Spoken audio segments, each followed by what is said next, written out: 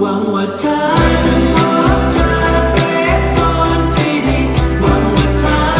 ใจกับเพลงที่ฟังนั้นที่เธอชอบได้เจอความรักอย่างที่เธอหวังหวังว่าเธอจะได้เจอท้องฟ้าของเธอหวังว่าเธอจะอินกับสายลมพัดผ่านขอให้เธอ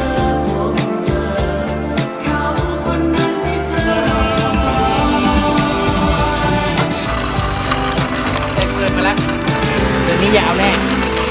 คนเก็บฟืน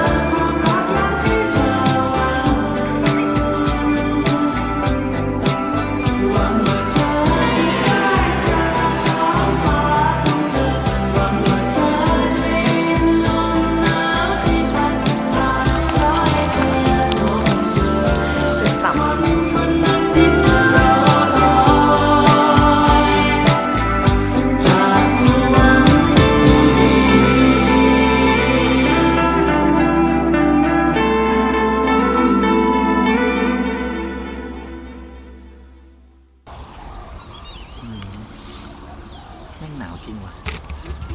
หนาวเมื่อคืนอะ